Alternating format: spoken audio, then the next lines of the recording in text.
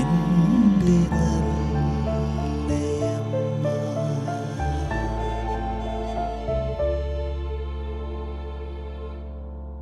പരിശുദ്ധ അമ്മ ആ ജപമാല ഈ കൈകളിലേക്ക് വെച്ച് തന്നു. ഒരു വ്യക്തിയുടെ ജപമാലയ്ക്ക് മാത്രം സുഗന്ധം കിട്ടിയില്ല. ആ ബൈബിൾ ഇങ്ങനെ പിടിച്ചുകൊണ്ട് ഞാൻ പറഞ്ഞു, ഞാനിത് കീറാൻ പോവുക. ഇവിടെയുള്ള ജനങ്ങളോട് അദ്ദേഹം ഇക്കാര്യം പറഞ്ഞു. എന്നിട്ട് മുട്ടുകുത്തി എന്നോട് പറഞ്ഞു, ജപമാല എനിക്ക് പഠിപ്പിച്ചതാ.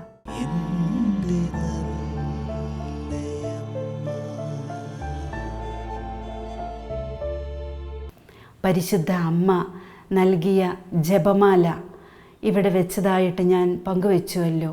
1997 ഓഗസ്റ്റ് 15 ആ ജപമാലയിൽ നിന്നും പാല് നിറഞ്ഞൊഴുകിയ അനുഭവം, 3 മണിക്കൂർ നേരം നീണ്ടു നിന്ന അനുഭവം ഞാൻ ഓർക്കുന്നു. അന്നേ ദിവസം ഞങ്ങൾ വിശുദ്ധ കുർബാനയ്ക്ക് പോയി.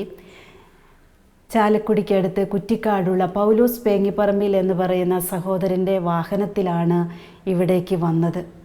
ഞാൻ വാഹനത്തിൽ നിന്നിറങ്ങി കുഞ്ഞിൻ്റെ ചെരുപ്പിൻ്റെ വാറ് അഴിഞ്ഞു പോയപ്പോൾ അത് കെട്ടിക്കൊടുക്കുമ്പോഴേക്കും ഈ പൗലോസ് ചേട്ടൻ എൻ്റെ കയ്യിൽ നിന്ന് വീടിൻ്റെ താക്കോല് വാങ്ങി അദ്ദേഹം ആദ്യമായിട്ട് വാതിൽ തുറന്ന് അകത്ത് കടക്കുമ്പോൾ കാണുന്ന കാഴ്ച, ഇവിടെ വെച്ചിരിക്കുന്ന ജപമാലയുടെ ഓരോ മുത്തുകളിൽ നിന്നും പാല് നിറഞ്ഞൊഴുകുന്നു. ഒഴുകിയ പാലിങ്ങോട്ട് ഒഴുകിക്കിടക്കുന്നു. അതിൻ്റെ അടയാളം ഇപ്പോഴും ഇവിടെയുണ്ട്. ഈ ടീപ്പോയാണ് ഇവിടെ വെച്ചിരുന്നത്. താഴെ ഈ സ്റ്റാൻഡിൻ്റെ, ഈ 2 സ്റ്റാൻഡിൻ്റെ ഇടയിൽ 2 മരക്കഷ്ണങ്ങൾ വെച്ചതിൻ്റെ ഗ്യാപ്പിലൂടെയാണ് ജപമാലയിൽ നിന്ന് ഒഴുകുന്ന പാല് പുറത്തോട്ടൊഴുകിയത്. അങ്ങനെ ഒഴുകാൻ ഉണ്ടായ മറ്റൊരു കാരണം, ജപമാല പരിശുദ്ധ അമ്മ സമ്മാനിച്ച ആ സമയത്ത് പരിശുദ്ധ അമ്മയുടെ നിർദ്ദേശാനുസരണം വാങ്ങിയ തിരുസ്വരൂപത്തിൻ്റെ സൈഡിലൊരു പൊട്ടലുണ്ടായിരുന്നു എന്ന് ഞാൻ നേരത്തെ പറഞ്ഞു. ആ പൊട്ടലിലൂടെ ആയിരുന്നു പാലൊഴുകിയത്. ഈശോയുടെ പദ്ധതി മനുഷ്യന് അഗ്രാഹ്യമാണ്. പക്ഷേ ഈശോ ഇത് മുൻകൂട്ടി കണ്ട് ഞങ്ങളെക്കൊണ്ട് അത് വാങ്ങിപ്പിച്ചതാണ്. അദ്ദേഹം ഒച്ചെടുത്തു, ഓടിവാ ഓടിവാ, അതാ പാലൊഴുകുന്നു എന്ന് പറഞ്ഞ്. ഞങ്ങളെല്ലാവരും ഓടി വന്നപ്പോൾ കാണുന്നേ, ജപമാലയുടെ ഓരോ മുത്തുകളിലും ഒരു മുത്തിൽ നിറഞ്ഞ് ഒഴുകി, 2ാമത്തെ മുത്തിൽ നിറഞ്ഞ്, അങ്ങനെ നിറഞ്ഞ് ഒഴുകുന്നു. ഞങ്ങൾ വേഗം ഒരു പാത്രം ഈ ടീപ്പോയിൽ വെച്ചു, ആ സ്റ്റാൻഡിൻ്റെ അടിയിൽ വെച്ച് കൊടുത്തു. ഏകദേശം 2.5 ലിറ്ററോളം പാല് അന്ന് കളക്ട് ചെയ്തു. 7000-ൽ പരം വരുന്ന ദൈവമക്കൾ അന്ന് ഈ ഭവനം സന്ദർശിച്ച് പ്രാർത്ഥിക്കുകയുണ്ടായി. എല്ലാവർക്കും ഇത് ടേസ്റ്റ് ചെയ്യാൻ കൊടുത്തു. ടേസ്റ്റ് ചെയ്ത് വിശ്വാസത്തോടെ പ്രാർത്ഥിച്ച എണ്ണിയാ തീരാത്തത്രയും മക്കൾക്ക് സൗഖ്യം കിട്ടിയ അനുഭവങ്ങളുമുണ്ട്. തളർന്നു കിടന്ന ഒരു സിസ്റ്ററിൻ്റെ കൈ ഉയർത്തിയ അനുഭവം ഇപ്പോഴും ഓർക്കുന്നു, ഒരു CMC സിസ്റ്ററിൻ്റെ. അതുപോലെ ആ പാല് ടേസ്റ്റ് ചെയ്ത് പ്രാർത്ഥിച്ചവർ ചോദിച്ചു, എന്താ ഇതിൻ്റെ സന്ദേശം? ഇത് മാതൃസ്നേഹത്തിൻ്റെയും മാതൃകാരുണ്യത്തിൻ്റെയും അടയാളമാണ്. മക്കളുടെ ആത്മാവിൻ്റെ രക്ഷയ്ക്ക് വേണ്ടി പരിശുദ്ധ അമ്മ എപ്പോഴും പ്രവർത്തിക്കാൻ സന്നദ്ധയാണെന്ന് അമ്മ നമുക്ക് വെളിപ്പെടുത്തി തരുന്നു. ഇതൊരു അടയാളം മാത്രം. എന്നാൽ നമ്മോട് പരിശുദ്ധ അമ്മ ഇതുവഴി പറയുന്നത് വലിയ കാര്യങ്ങളാണ്. പരിശുദ്ധ അമ്മയോട് ചേർന്ന് മാതൃസ്നേഹത്തിൽ പങ്കുപറ്റിക്കൊണ്ട് ദൈവമഹത്വത്തിനു വേണ്ടി നിങ്ങൾ മറ്റുള്ള ആത്മാക്കളുടെ പോഷിപ്പിക്കലിന് വേണ്ടി ജീവിക്കണം എന്ന് പരിശുദ്ധ അമ്മ ഇതുവഴി നമ്മോട് പറയുന്നു. അന്ന് ഓഗസ്റ്റ് 15 പരിശുദ്ധ അമ്മ തന്ന സന്ദേശങ്ങളുമുണ്ട്. 96 മുതൽ 2002 വരെ പരിശുദ്ധ അമ്മയിലൂടെ പൊതുവായിട്ട് 51 സന്ദേശങ്ങൾ തന്നിട്ടുണ്ട്. അത് നമുക്ക് പിന്നീട് പങ്കുവയ്ക്കാം. പരിശുദ്ധ അമ്മയിലൂടെ അന്നത്തെ അത്ഭുതം അനേകർക്ക് ദൃക്സാക്ഷികളാകാനായിട്ട് സാധിച്ചു. തുടർന്നുള്ള ദിവസങ്ങളിലും ഇതുപോലെ ഒരുപാട് അനുഭവങ്ങളുണ്ടായി.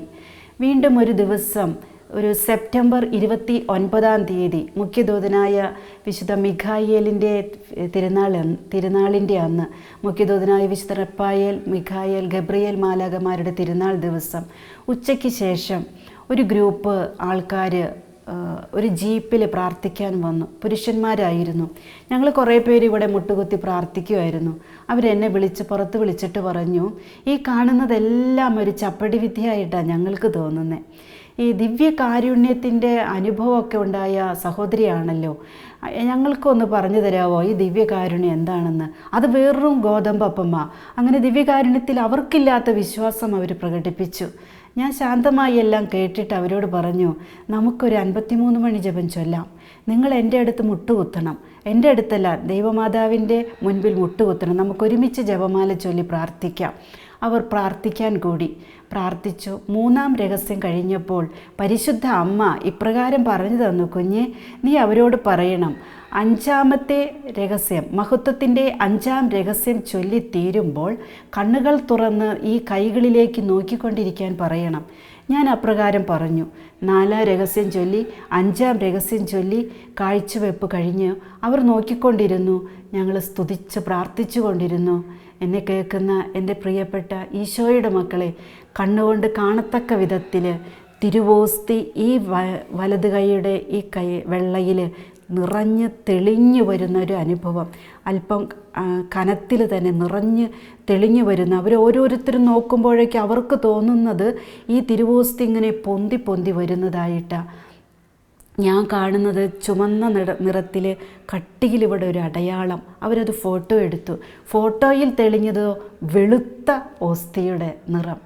ആ 8 സഹോദരന്മാരും ഇവിടെ മുട്ടുകുത്തിയിരുന്ന അവർ സാഷ്ടാംഗം പ്രണമിച്ചുകൊണ്ട് കരഞ്ഞു പറഞ്ഞു, ഞങ്ങൾ വിശ്വസിക്കുന്നു വെളുത്ത ഓസ്തി തിരുവോസ്തിയായി മാറുന്നു, അതിൽ യേശു വസിക്കുന്നുവെന്ന്. ദിവ്യകാരുണ്യ ഈശോയ്ക്ക് മഹത്വം ഉണ്ടാകട്ടെ.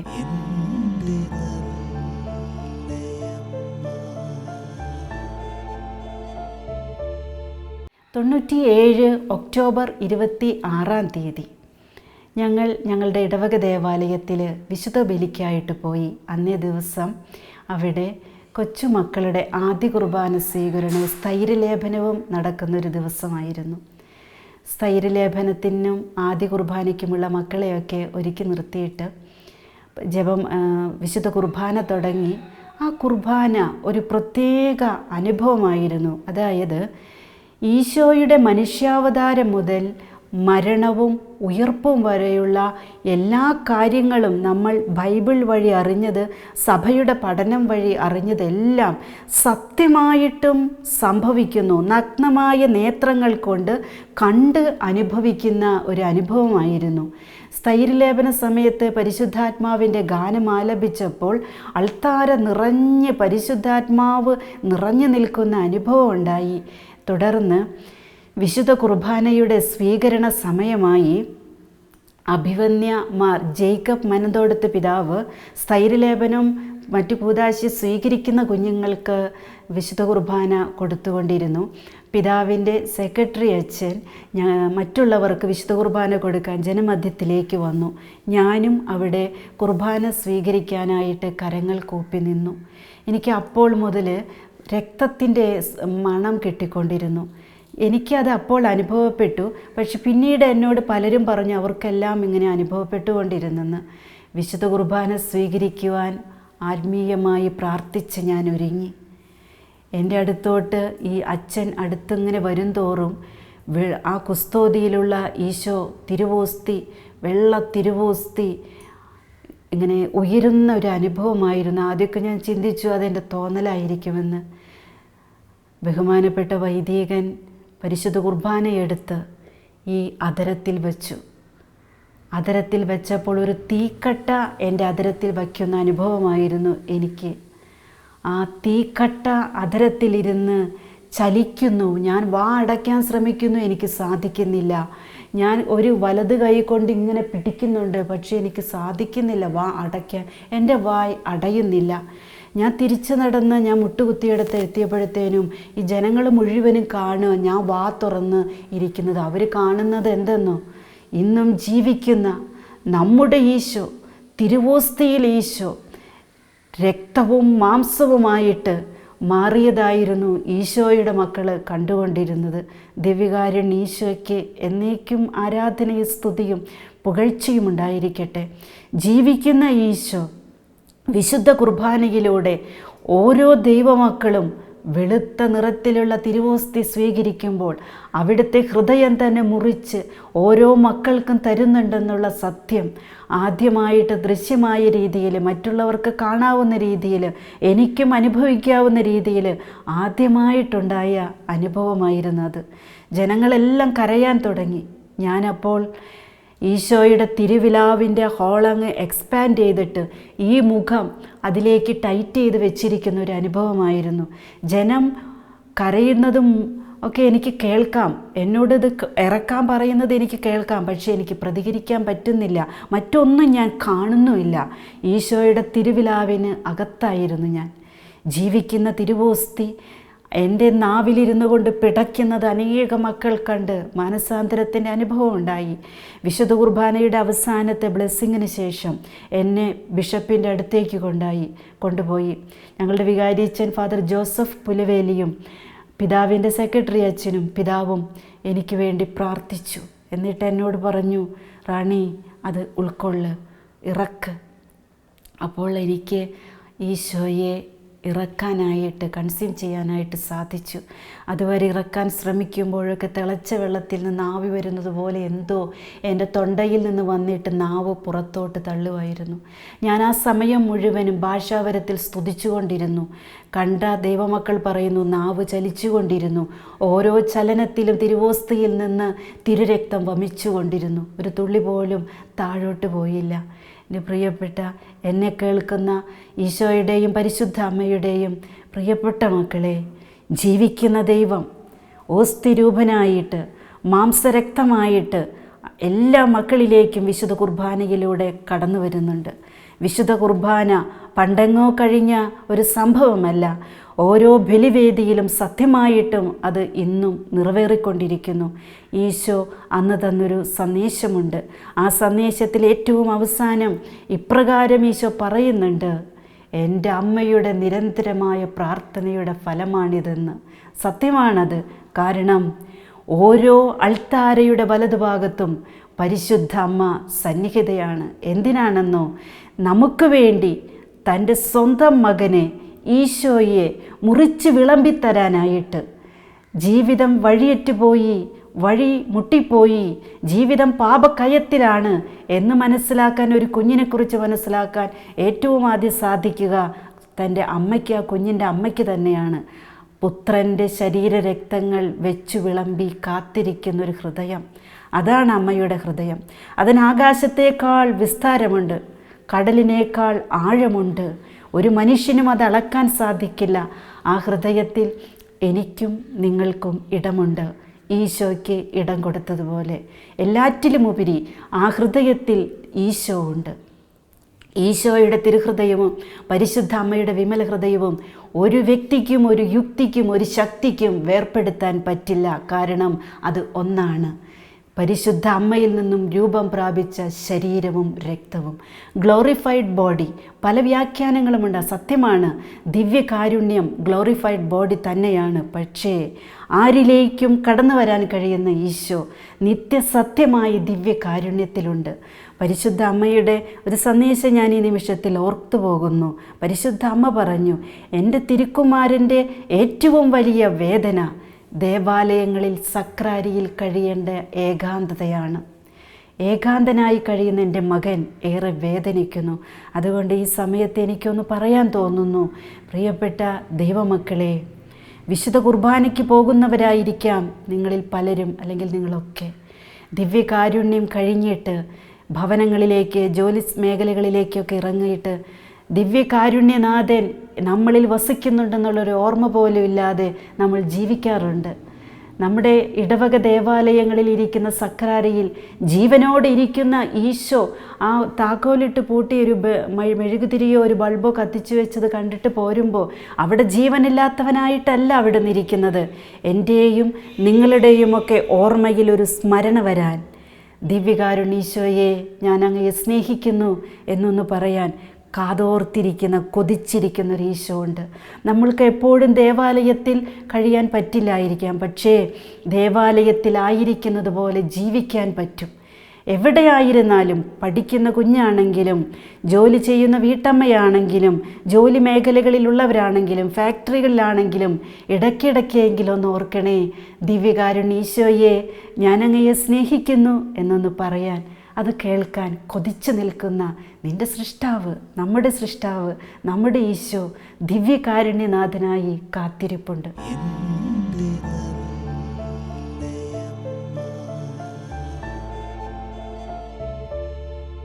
വിശുദ്ധ കുർബാനയുടെ അനുഭവം വീണ്ടും 2 പ്രാവശ്യം കൂടെ ഉണ്ടായി, മറ്റുള്ള എല്ലാവർക്കും കാണാവുന്ന രീതിയിൽ. 2ാം പ്രാവശ്യം ഉണ്ടായത് 1997 നവംബർ 2-ാം തീയതി ആയിരുന്നു. പരിശുദ്ധ ദൈവമാതാവ് ജപമാല സമ്മാനിച്ചതിൻ്റെ വാർഷിക ദിനത്തിൽ. അന്നേ ദിവസം പ്രധാന കാർമ്മികനായി ബലിയർപ്പിച്ചത് എൻ്റെ ആത്മീയ പിതാവ് ഫാദർ എബ്രാഹാം കടിയക്കുഴിയാണ്. അച്ഛനെ പരിശുദ്ധ അമ്മ തന്നെ പ്രത്യേകമായി മനസ്സിലാക്കി തന്ന് ആത്മീയ പിതാവായി ഇപ്പോൾ സ്വീകരിക്കുക എന്ന് പറഞ്ഞ് സ്വീകരിച്ചതാണ്. അച്ഛനായിരുന്നു പ്രത്യേക നിർദ്ദേശം, ആത്മീയ പ്രചോദനം കിട്ടി അന്ന് ഞങ്ങളുടെ ഇടവക ദേവാലയത്തിൽ വന്ന് വിശുദ്ധ കുർബാന അർപ്പിച്ചതും അച്ഛനിൽ നിന്നാണ് വിശുദ്ധ കുർബാന സ്വീകരിച്ചതും. അതിൻ്റെ തലേ ഞായറാഴ്ച ഉണ്ടായതുപോലെയുള്ള അതേ അനുഭവം വിശുദ്ധ കുർബാന സ്വീകരിച്ചപ്പോൾ തിരുവോസ്തി തിരുമാംസ രക്തമായി മാറിയ അനുഭവം ഉണ്ടായി. വീണ്ടും 1 പ്രാവശ്യം കൂടെ ഉണ്ടായി, പോട്ട ദേശീയ ബൈബിൾ കൺവെൻഷനിൽ വെച്ച് 1998 ഫെബ്രുവരി 12-ാം തീയതി. അങ്ങനെ വിശുദ്ധ കുർബാനയുടെ അനുഭവങ്ങൾ 3 പ്രാവശ്യം ഉണ്ടാകുകയും മുൻപ് ഷെയർ ചെയ്ത അത്ഭുതങ്ങൾ, അനുഭവങ്ങൾ പല പ്രാവശ്യമൊക്കെ ഉണ്ടായിക്കൊണ്ടിരുന്ന നാളുകളിൽ ഞങ്ങൾക്കൊന്ന് ഭക്ഷണം കഴിക്കാനോ ഭക്ഷണം പാകം ചെയ്യാനോ ഒന്നും സമയമില്ലാത്തൊരു കാലഘട്ടം ഉണ്ടായിരുന്നു. അന്ന് വിശപ്പില്ല, ദാഹമില്ല, ദൈവമക്കൾക്ക് ഈശോയെ കൊടുക്കണം, മാതാവിൻ്റെ അനുഭവം പറഞ്ഞു കൊടുക്കണം, അത്രയേ ഉള്ളൂ. രാത്രി പകലോ വ്യത്യാസമില്ലാതെ ഒരുപാട് പേര് വരുന്ന സമയം. ഗ്യാസ് കഴിഞ്ഞിട്ട് അതൊന്ന് ബുക്ക് ചെയ്യാനായിട്ട് കഴിയുന്നതിന് മുൻപ് ബുക്ക് ചെയ്യാൻ പോലും സമയമില്ലാത്തൊരു കാലഘട്ടം. അത് ഞാൻ ഇപ്പോഴും ഓർക്കുന്ന ഒരു അനുഭവം പറയാം. രാവിലെ എഴുന്നേറ്റ് ചായ വയ്ക്കാനായിട്ട് ഗ്യാസ് കത്തിക്കാൻ ചെന്നു. ഒരു തരി ഗ്യാസ് ഇല്ല, സ്റ്റവ് കത്തുന്നില്ല. അടുത്ത വീടുകളിലൊക്കെ പോയി, ഇല്ല, ആരുടെ അടുത്തുമില്ല. ഗ്യാസ് ബുക്ക് ചെയ്ത സമയം കുറച്ച് നാൾ കഴിഞ്ഞിട്ടേ ഗ്യാസ് വരുള്ളൂ. എന്ത് ചെയ്യും? ഞങ്ങൾ അടുത്ത ഉള്ളൊരു ചേച്ചിയോട് ചോദിച്ചു, അല്പസമയത്തേക്ക് ഗ്യാസും കുറ്റി തരാമോ എന്ന്. അവരുടെ തീർന്നിട്ട് അവർ വെച്ചിട്ടുള്ള ചേട്ടന് ജോലിക്ക് പോകേണ്ടതുകൊണ്ട് അവർക്കും ഭക്ഷണം പാകം ചെയ്യണം. അപ്പോൾ ആ ചേച്ചി ഇവിടെ വന്ന് ഗ്യാസും കുറ്റി പൊക്കി നോക്കി, ഒന്നുമില്ല, കത്തിച്ച് നോക്കി, സ്റ്റവ് കത്തുന്നില്ല. ഞാൻ പറഞ്ഞു, സാരില്ല ചേച്ചി, ഒന്നും ഈശോ അനുവദിക്കാതെ അല്ലല്ലോ, ഈശോയ്ക്ക് വേണ്ടിയല്ലേ ഞങ്ങൾ ജീവിക്കുന്നേ, ഈശോ അത്ഭുതം പ്രവർത്തിക്കും. ഞാൻ അമ്മയോട് പറയാൻ പോവുക. ഞങ്ങൾ എല്ലാവരും ഒരുമിച്ച് ഇവിടെ വന്ന് മുട്ടുകുത്തി ആ ഗ്യാസും കുറ്റി എടുത്തുകൊണ്ട് വന്ന് ഇവിടെ വെച്ചു പ്രഭാതത്തിൽ. എന്നിട്ട് പറഞ്ഞു, കാനായിലെ കല്യാണവേളയിൽ പച്ചവെള്ളത്തെ മുന്തിരിച്ചാറാക്കിയില്ലേ ഈശോ, അമ്മ പറഞ്ഞിട്ടല്ലേ, അവരുടെ കുറവ് അമ്മ അറിയിച്ചിട്ടല്ലേ, അപ്പോഴല്ലേ ഈശോ പ്രവർത്തിച്ച്. അമ്മേ, ഈ ഗ്യാസും കുറ്റിയിൽ ഗ്യാസ് നിറച്ചു തരാൻ അമ്മയുടെ മാധ്യസ്ഥത്തിന് ശക്തിയുണ്ട്, ഞാനിത് വിശ്വസിക്കുന്നു എന്ന് പറഞ്ഞ് ഒരു സ്വർഗസ്ഥനായ പിതാവും 3 നന്മ നിറഞ്ഞ മറിയമേയും ചൊല്ലി, എത്രയും നീളം മാതാവെ ചൊല്ലി, പ്രാർത്ഥന ചൊല്ലി കാഴ്ചവെച്ചിട്ട് ഈ ഗ്യാസും കുറ്റി എടുത്ത് പൊക്കിയപ്പോൾ പൊങ്ങുന്നില്ല, നിറയെ ഗ്യാസ്. Praise Lord. ഞങ്ങളത് 17 ദിവസത്തോളം കത്തിച്ചു. 17-ാം ദിവസം പുതിയ കുറ്റി വന്നു. ഈശോയുടെ തിരുനാമത്തിന് മഹത്വം ഉണ്ടാകട്ടെ. ഇതൊരു ചെറിയ കാര്യമായിട്ട് തോന്നാം, പക്ഷേ ഞങ്ങൾക്ക് അന്നതൊരു വലിയ കാര്യമായിരുന്നു.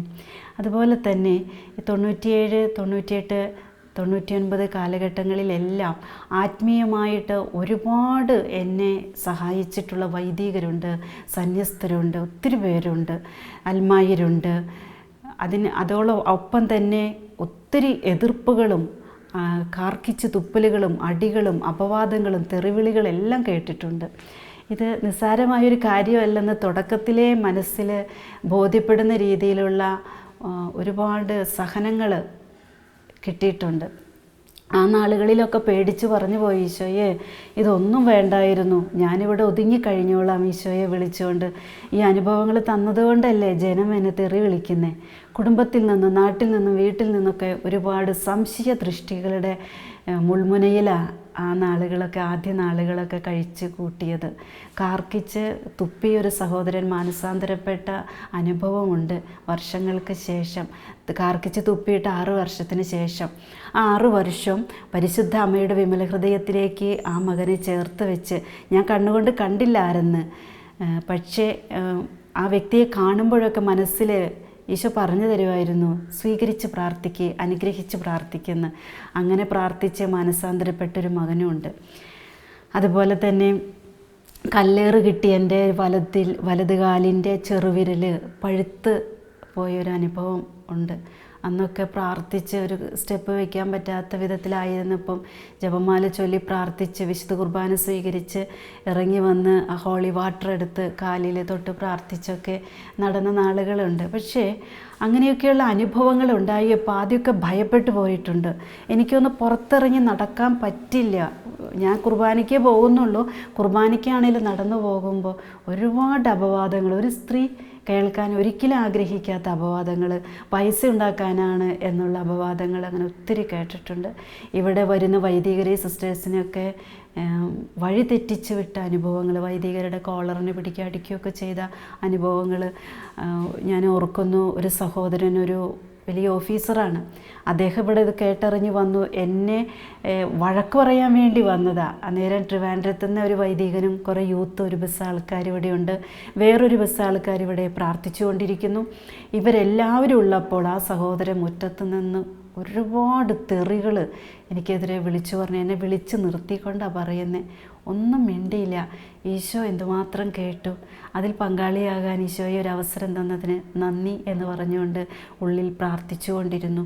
ആ സഹോദരൻ ഒത്തിരി തെറി വിളിക്കണ കേട്ടപ്പോൾ ആ വന്ന വൈദികൻ അദ്ദേഹത്തിനെ മെല്ലെ പുറത്ത് തട്ടി പുറത്തേക്ക് കൊണ്ടുപോയി. അങ്ങനെയൊന്നും പറയല്ലേ. പഞ്ചക്ഷത അനുഭവത്തെക്കുറിച്ച്, തേനും പാലൊഴുകുന്ന അനുഭവത്തെക്കുറിച്ചൊക്കെ വളരെ മ്ലേച്ഛകരമായി അദ്ദേഹം സംസാരിച്ചു. പക്ഷേ ഈശോയ്ക്ക് ആ മകനെ കൊടുത്ത് നാളുകൾ പ്രാർത്ഥിച്ചപ്പോൾ 3-4 വർഷത്തിന് ശേഷം അദ്ദേഹം ഇവിടെ വന്ന് മുട്ടുകുത്തി മാപ്പ് ചോദിച്ച് പരിശുദ്ധ അമ്മയ്ക്ക് തന്നെ സമർപ്പിച്ചിട്ട് ബഹുമാനപ്പെട്ട അബ്രാഹച്ചേറയ്ക്ക് സീഡിയൊക്കെ വാങ്ങിക്കൊണ്ടുപോയ അനുഭവമുണ്ട്.